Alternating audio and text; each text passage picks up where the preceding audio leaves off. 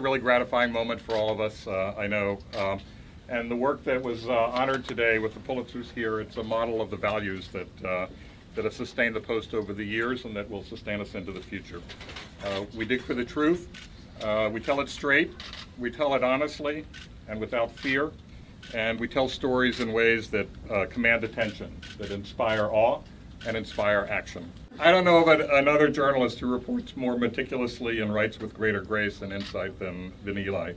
No one is more of an inspiration to those of us in this newsroom and well beyond. Above all else, he knows that policy is about people. In the lives of ordinary people, he can explain the world.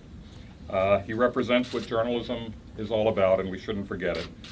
Good ears, good eyes, and a voice that gives expression to the people whose lives we chronicle. Eli's Food Stamp series won in the category of explanatory journalism. Thank you, Eli, for your empathy as a reporter and your genius as a writer. You have been rightly recognized as someone who sets the standard for us all.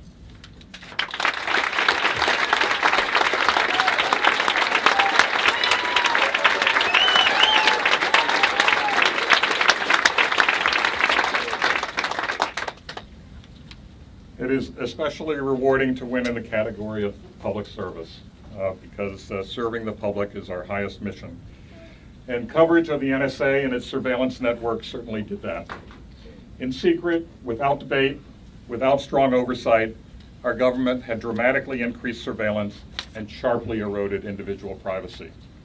A national policy with profound implications for our constitutional rights and for the rights of individuals worldwide had taken hold, and almost no one knew about it. Thank you, Bart, for bringing this story to us and for bringing to this story your unequaled expertise, your persistence, your care, and your sound judgment. You let the shocking facts speak for themselves, and they spoke with force and impact.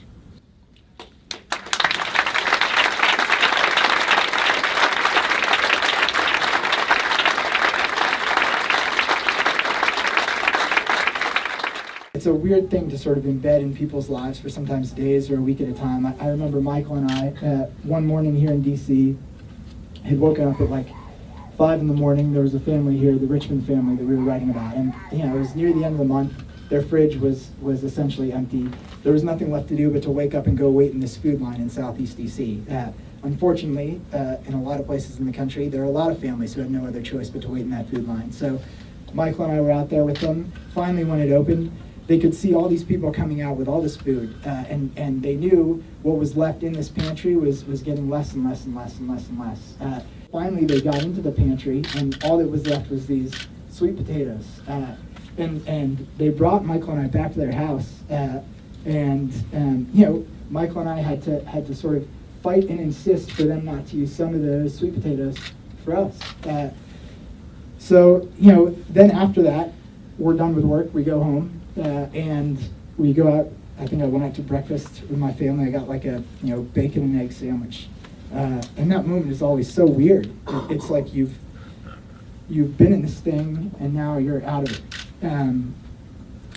And so in some ways, this moment is a little bit like eating the sandwich. It's like it's great. It feels really, really good. I hope some of the attention goes to people who are letting us into their lives and where the attention belongs. So thanks, guys.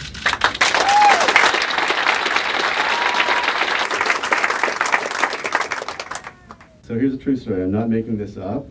Late in the fall, Daphne opened a fortune cookie one night. We were at Tony's restaurant with Benji. It said, "Put the data you have uncovered to beneficial use."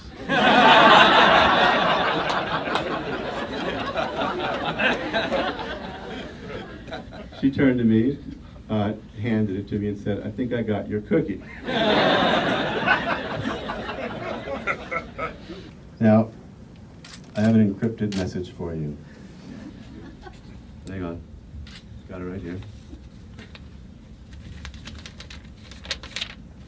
This is what a PGP encrypted message looks like. Came to me anonymously, and I decrypted it. It said, "The Washington Post, if you don't get it, you don't get it."